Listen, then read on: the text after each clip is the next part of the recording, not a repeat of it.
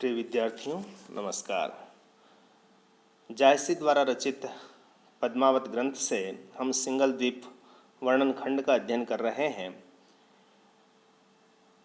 पिछले कालांशों में आपने वहाँ के वैभव को, वहाँ के ऐश्वर्य को, वहाँ की फुलवारियों को, वहाँ के विलास को आपने देखा। अब किस तरह से वह राजमहल है वहाँ का वर्णन आ रहा है।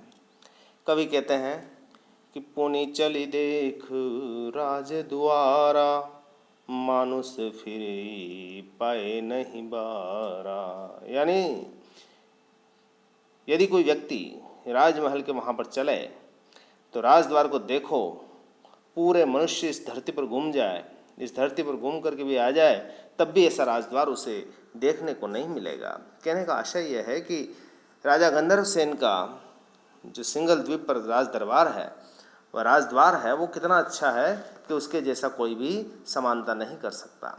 क्या विशेषता है उसका वर्णन कह रहे हैं वो कि हस्ती सिंगली बांधे बारा, जनु सजीव सब ठाड़ पहारा। वहाँ पर सिंगली हाथी बंधे हुए हैं। हाथियों में जो सबसे अच्छी नस्ल होती है वो सिंगली हाथी की होती है, और वो वहाँ पर बंधे हुए हैं और वे ऐसे लगते हैं कि जैसे साक्षात पहाड़ ही खड़े हो, सब सजीव सब ठाड़ पहाड़ा, यानी पहाड़ की तरह वो खड़े हुए दिखाई देते हैं।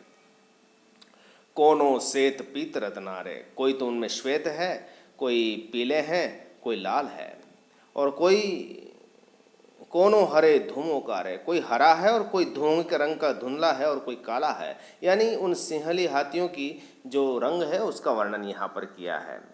बरन ही बरन गगन जस मेगा, और उनके रंग बादलों की भांति विविध तरह के हैं। बरन ही बरन गगन जस मेगा, और तिन गगन पीठी झनु ठेगा, और ऐसा लगता है वो इतने ऊंचे हैं कि मानो आकाश को अपनी पीठ पर टिका रखा है। सिंगल के बरनो सिंगल, सिंगल द्वीप के हाथियों का वर्णन क्या करें, वो एक से बढ़कर एक है। यानी वो सिंगली हाथियों का वर्णन यदि करें तो उनकी समानता केवल सिंगली हाथी ही कर सकते हैं। एक एक चाहिए, एक एक बली, उनमें से एक एक साक्षात बलवान है और बढ़कर बलवान है। गिरी पहाड़ वे पेग ही पेल ही, वे पहाड़ और पर्वतों को तो पकड़ कर फेंक देते हैं, और वृक्ष उचारी डारी मख में लई, और वृक्ष उखाड़ करके अपने मुख में रख देते हैं। यानी कहने का आशय कि वो बहुत बलवान है। माते तेई सब गरज ही बांधे, और वो इतने मत वाले हैं कि बांधने पर गरजते हैं। और महावत जो होता है वो क्या करता है, निस दिन रहे महावत कांदे, और उनके कंधों पर दिन रात बैठे रहते हैं ताकि वो नियंत्रित रहें। धरती भारण अंगवे पाव धरत उठाली, करुम टूटे मुई फाटे तिन हस्तिन के चाली। यानी उनके भार को धरती नहीं सह सकती। धरती भारण अंगवे पाव धरत उठा ले, जब पांव रखते हैं तो धरती हिल उठती है, और उनके चलने के बहुत से कछुए की कमर टूट जाती है और शेषनाग के फन टूट जाते हैं। तो यानी इस तरह से सिंगली हाथी कैसे हैं उसका वर्णन इन पंक्तियों में कवि ने किया है। आगे की पंक्तियों में वह घोड़ों का वर्णन कर रहा है। कवि कहता है कि पुनि बांधे रजवार तुरंगा, का बरनो जिस उनके रंगा। यानी राजद्वार पर जो बंधे घोड़े हैं उनके बारे में क्या कहा जाए, कैसे उनके रंग हैं, उनका क्या वर्णन करो। यानी कवि यहाँ पर विवश स्थिति में आ जाता है कि वह उनका वर्णन किस तरह से करे। लील समंद चाल जग जाने, हासुल भोर किया बखाने। यानी उनका रंग कैसा है, लील है मतलब नीला है, समंद मतलब बादामी है, चाल जग जाना उनकी चाल को जगत जानता है। हासुल भोर किया बखाने, हासुल का मतलब होता है कुमैत, भोर का मतलब होता है मुश्की, और गियाह का मतलब होता है लाल और काले छोए। ये घोड़ों की नस्लें हैं। यानी नीले और बादामी रंग के घोड़ों की चाल को तो संसार जानता है। कुछ कुमैत, मुश्की और कियाह भी कहे जाते हैं। कुछ घोड़े हरे कुरंग महूबो भांति, कुछ घोड़े तो हरे हैं, लाल हैं, और महुए के रंग के भी हैं। गरर कोकाह बुलाह सुपाती, और कुछ श्वेत गर्दन के हैं, पूंछ के पीले बाल वाले हैं। ये घोड़ों की प्रकृति वहाँ की है। तीख चुखार चांड ओ बांके, तुषार देश के घोड़े तेज प्रचंड और बलवान हैं। वे क्या कर सकते हैं कि संचर ही पोर ताज बिनु हाके, वे बिना चाबुक के भी लगाए हाँके जा सकते हैं, हाँकने के लिए तड़पते हैं। संचर ही पोरी ताज बिनु हाके, यानी उन्हें हाँकते नहीं है तब भी वो भागने के लिए तड़पते हैं। मन ते अगमन डोल ही बागा, उनकी बाग मन से भी आगे डोलते हैं, यानी मन की गति से भी वो तेज डोलते हैं।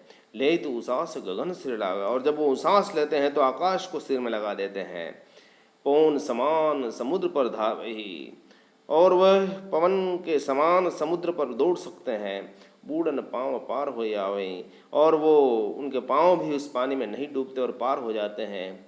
थिर न रहे, वे स्थिर नहीं रह सकते हैं। रिह रिस लोह चबाए, और जब गुस्सा आता है तो लोहे को चबा जाते हैं। भांजही पूछ शीश ऊपर आही, शीश ऊपर करके और शीश से भी ऊपर करके उनकी पूंछ को कर देते हैं, और वो भागते समय अपनी पूंछ को सिर से भी ऊपर कर देते हैं। अस तुखार सब देखे जनु मन के रथवाह, नैन पलक पहुँचा वही जहूँ पहुँचा कोई चाह। तो ये घोड़े कैसे हैं कि तुषार देश के घोड़े हैं, मानो मन रूपी रथ के वाहक हों। नेत्रों के पलक झपकाते ही जहाँ कोई पहुँचना चाहता है वहाँ पर वह पहुँचा देते हैं। नैन पलक पहुँचा वही जहाँ पहुँचा कोई चाहा। तो इस पूरे पद में घोड़ों का वर्णन है, किस तरह के घोड़े हैं, उनके रंग कैसे हैं। यहाँ तुषार देश के घोड़ों की महत्ता को भी अंकित किया गया है। अगले पद में राजसभा का वर्णन है। यहाँ पर कवि कह रहा है कि राजसभा पुनि देख बहीठी, इंद्र सभा जनु परिगे डीठी। यानी राजसभा का वर्णन करते हुए कवि कह रहा है कि जो राजसभा बैठी हुई दिखाई देती है वह ऐसी है मानो राजा इंद्र की सभा हो। इंद्र सभा जनु परिगे डीठी, यानी कैसी है कि इंद्र सभा के समान है। धनी राजा असी सभा समारी, जानहु फूल रही फुलवारी। जिस राजा की ऐसी सुगंधित सभा है, सुसज्जित सभा है, वह धन्य है। उसे देखकर ऐसा लगता है कि मानो फुलवारी फूल रही हो। धनी राजा ऐसी सभा समारी, यानी ऐसा धनवान यानी सौभाग्यवान राजा है जिसकी ऐसी सुसज्जित सभा है, और उसकी सभा को देखकर ऐसा लगता है कि जैसे कोई फुलवारी खिली हुई हो। मुकुट बांध सब बैठे राजा, मुकुट बांध करके सारे राजा बैठे हुए हैं। दर निशान नित जिनके बाजा, उनके दरवाजे पर लगातार निशान बज रहे हैं, नगाड़े बज रहे हैं। रूपवंत मणि दीप ललाटा, वे राजा कैसे हैं, सबके बड़े रूपवान हैं, उनके मस्तक मणियों के प्रकाश से आलोकित हैं। माथे छात बैठ सब पाटा, उनके माथे पर छत्र है और सभी पाठ पर बैठे हुए हैं। मानहु कमल सरोवर फूले, ऐसा लगता है कि जैसे सरोवर कमल सरोवर में खिल रहा है। सभा के रूप देख ही मन भूले, और सभा का रूप जो भी देखता है तो उसका सब कुछ मन भूल जाता है। और वहाँ क्या क्या है, पान कपूर मेद कस्तूरी, वहाँ पर पान कपूर मेद और कस्तूरी की सुगंध भरी हुई है। सुगंध बास भरी रही है पूरी, यानी वह सुगंधित सभा है। माज ऊंच इंद्रासन राजा, बीचों बीच एक इंद्रासन के समान सजा हुआ है। गंधर्व सेन बैठता राजा, वहाँ पर गंधर्व सेन बैठे हुए हैं। छत्र गगन लागी ताकर सूर तवेज साप, सभा कमलस बिग से माथे बड़ प्रताप। यानी उस राजा का छत्र आकाश को स्पर्श कर रहा है और स्वयं ऐसा तेजस्वी है कि जैसे स्वयं सूर्य ही तप रहा हो। सूर तवेज साप, सभा कमल, और सभा राजसभा तो मानो कमल है जो सूर्य को देखकर प्रफुल्लित हो रही है, और उसके मस्तक पर बहुत बड़ा प्रताप है, यानी बड़ा प्रतापी राजा है, उसकी सभा इतनी सुंदर है।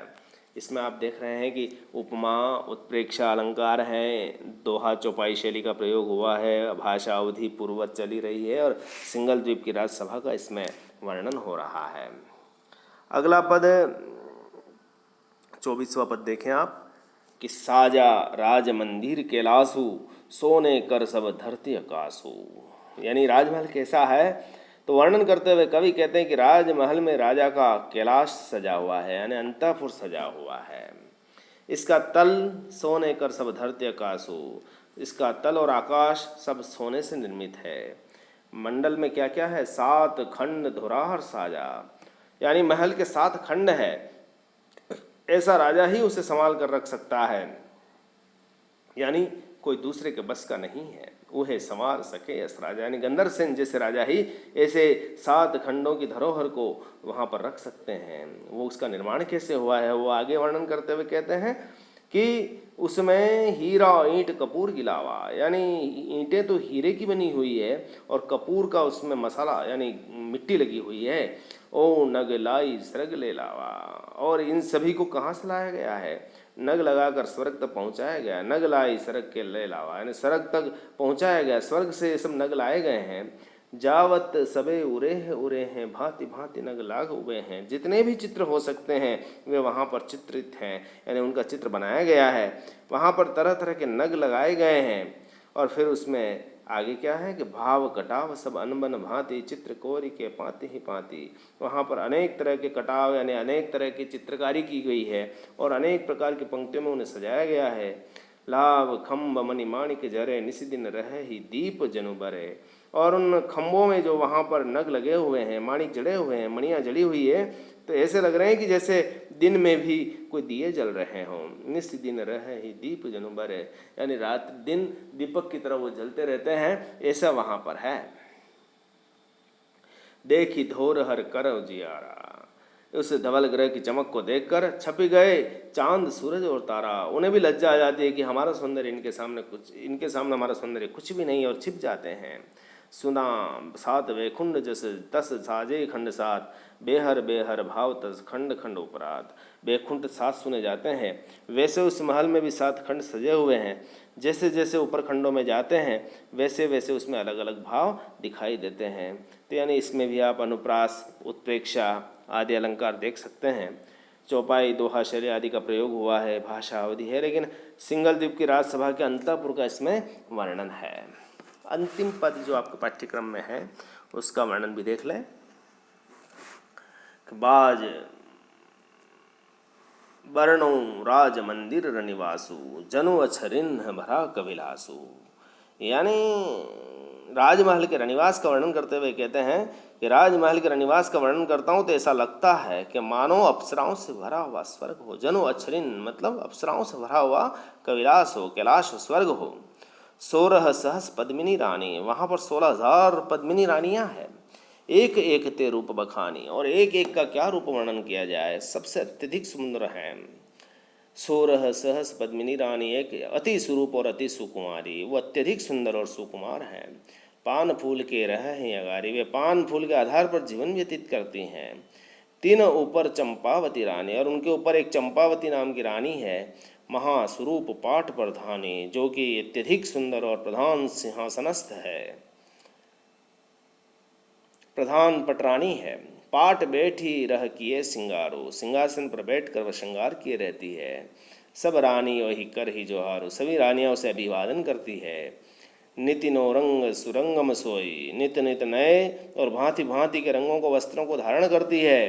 प्रथम वेश नहीं सरवरी कोई, और उनके वस्त्रों की कोई समानता नहीं है, कोई समानता नहीं, सानी नहीं कर सकता है। प्रथम वेश नहीं सरवरी कोई, उनकी आयु ऐसी लगती है कि जैसे यौवन आरंभ की ही है, उनके समान कोई नहीं है। सकल दीप मह जेती रानी, संपूर्ण द्वीप में जितनी रानियां हैं उन सब में वह कैसी है कि 3 मह दीपक 12 बानी, यानी वह 12 बानी सोने के समान आलोकित रहने वाली, यानी चंपावती रानी उन सब में सबसे ज़्यादा तेजस्वी है, सौंदर्यवान है। कुंवरी 32 लक्षणी, यह राजकुमारी 32 लक्षणों से युक्त है। अस सब महानोप, तथा सब में सबसे अनुपम है।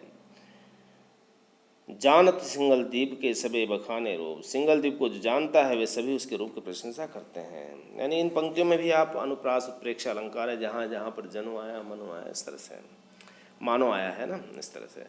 तो दोहा चौपाई शैली इसमें भी है, अवधिपुर है, अंतःपुर का इसमें वर्णन है। इस तरह से हमने जायसी के संपूर्ण सिंगल द्वीप वर्णन खंड का अध्ययन किया। हम कल इससे जुड़े हुए अभ्यास प्रश्नों को देखेंगे। इससे पूर्व आप पूरे पदों को एक बार और देख लीजिएगा। धन्यवाद।